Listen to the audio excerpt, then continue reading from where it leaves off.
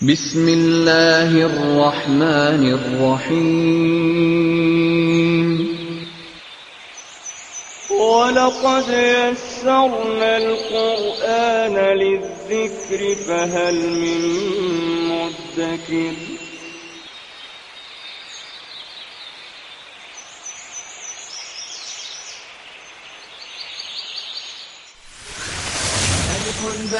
تاء ثاء جيم حاء خاء دال ذال راء زال سين شين صاد ضاد طاء عين غين فاء قاف كاف لام ميم نون هاء واو ياء ياء هذه حروف الهجاء.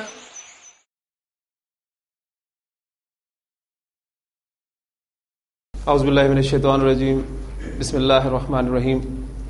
ان الذی لیس فی جوفہ شیء من القرآن، کہ وہ شخص جس کے سینے میں قرآن کا کچھ حصہ بھی نہیں ہے، اس کی مثال کس طرح ہے؟ کل بیت الخرب، جیسے کہ ایک ویران گھر. جس طرح کوئی ویران گھر اللہ تعالیٰ کی رحمتوں سے برکتوں سے خالی ہوتا ہے، لہذا وہ سینہ، وہ دل جس میں قرآن کا کچھ حصہ بھی محفوظ نہیں ہے، اس کو نبی کریم صلی اللہ علیہ وسلم نے ایک ویران گھر کی طرح مثال کے طور پہ پیش کیا. آئیے جائزہ لیتے ہیں کہ ہمارے سینوں میں قرآن مجید کا کتنا حصہ جو ہے وہ محفوظ ہے. اگر کمی ہے تو اس کمی کو اللہ تعالیٰ کی توفیق سے ہم پورا کریں. اللہ تعالیٰ عمل کرنے کی توفیق عطا فرمائے.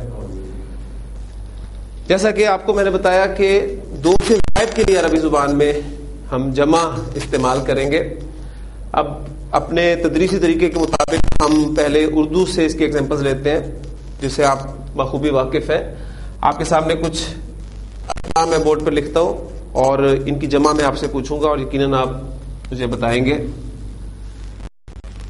کتاب اردو میں اس کی جمع ہم کیا استعمال کرتے ہیں؟ کتابیں یا کتابوں، ٹھیک، یا کتب. کتابوں، کتابیں یا پھر کتب.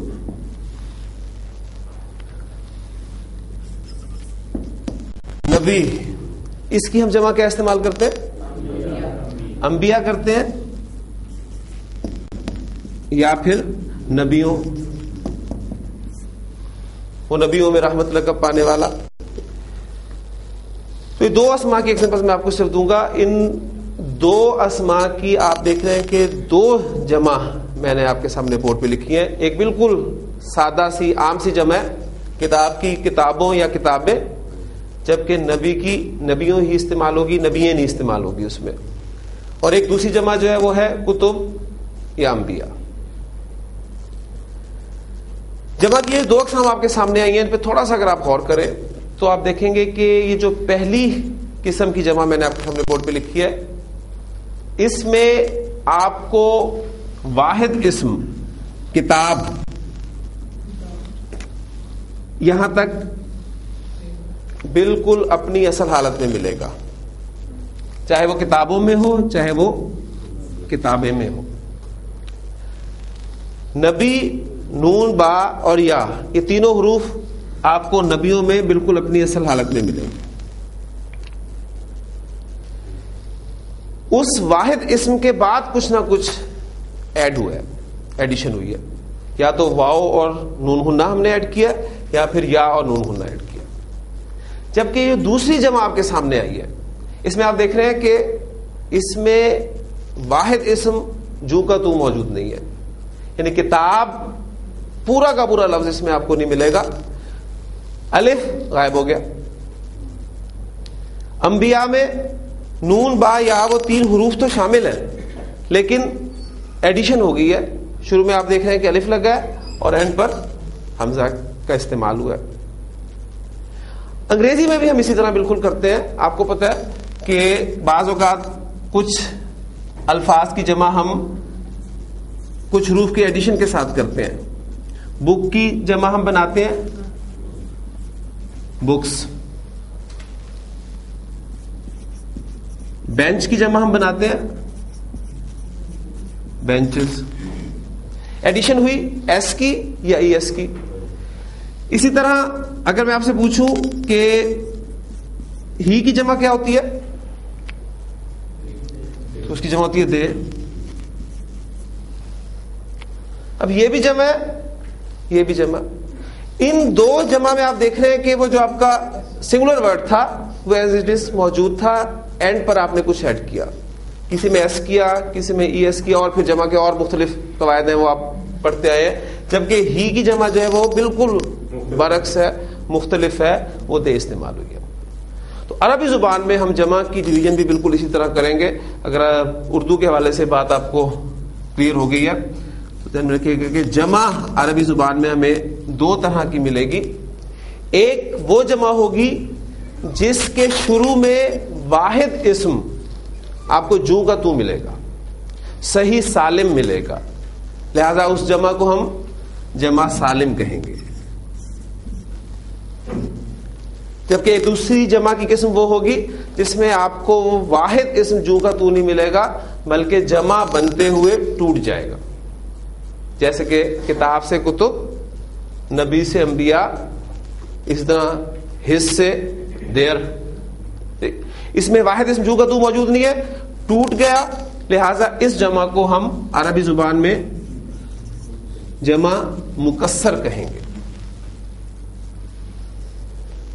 اب ایک بات آپ نے جو نوٹ کی ہے کہ یہ جو جمع سالم ہے اردو میں بھی آپ نے دیکھا کہ باقاعدہ ایک قاعدے کے تحت بن رہی ہے. کتاب سے آپ نے کتابوں بنایا یا کتابیں بنایا, میز سے آپ میزوں بنا سکتے ہیں, میزیں بنا سکتے ہیں, پنکھے سے آپ پنکھوں بنا سکتے ہیں. تو تمام الفاظ میں آپ واحد اسم کے آخر میں کچھ نہ کچھ ایڈ کر رہے ہیں. ایک باقاعدہ قاعدہ ہے جو ہم نے اس سے اخذ کیا کہ واحد اسم کے آخر میں آپ واو اور نون ہنہ یا اور نون ہنہ کا اضافہ کر دیں, جبکہ جمع مکسر جو ہے اس کا بنانے کا کوئی قاعدہ نہیں ہے. اسے ہمیں اہل زبان سے ہی سننا پڑے گا کہ کس اسم کی جمع مکسر جو ہے وہ کس طریقے سے بناتا ہے. تو پہلے ہم جمع سالم جو کہ باقاعدہ ایک قاعدے کے تحت بنتی ہے اس قاعدے کو سیکھتے ہیں, اور پھر اس کے بعد ہم جمع مکسر کی طرف آئیں گے.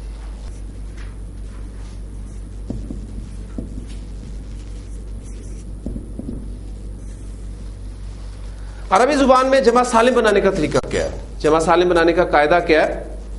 عربی زبان میں جمع سالم مذکر اور مؤنث دونوں میں الگ الگ طریقے سے بنتی ہے. آپ کو یاد ہوگا ہم نے مثنیٰ جب پڑھا تھا تو اس وقت میں نے آپ کو بتایا تھا کہ عربی زبان میں مثنیٰ بنانے کا قاعدہ مذکر مؤنث دونوں میں ایک ہے, لیکن اعراب کے اعتبار سے مختلف تھا. عربی زبان میں جمع سالم بنانے کا قاعدہ جنس کے اعتبار سے بھی مختلف ہوگا, ٹھیک, اور پھر اعراب کے اعتبار سے مختلف ہوگا. تو پہلے جمع سالم بنانے کا طریقہ ہم مذکر میں دیکھیں گے. تو جمع سالم مذکر بنانے کا طریقہ,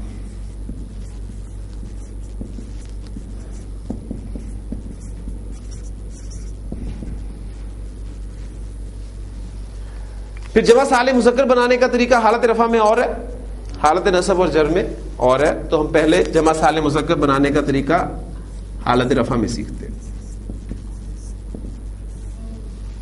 حالت رفع میں جمع مذکر سالم بنانے کا طریقہ دو سٹیپس پر مشتمل ہے.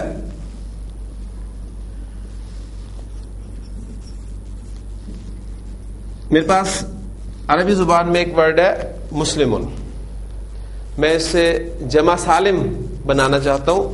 دو سٹیپس میں اپلائی کروں گا.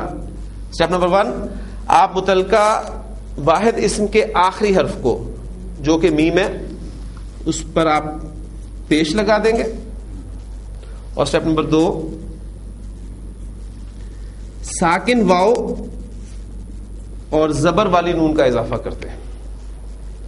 متعلقہ واحد اسم کے آخری حرف پر پیش لگا کر ساکن واو اور نون زبر نا کا اضافہ کر دے, جس سے اسم کے آخر میں آپ کو اونا کی آواز سنائی دے گی.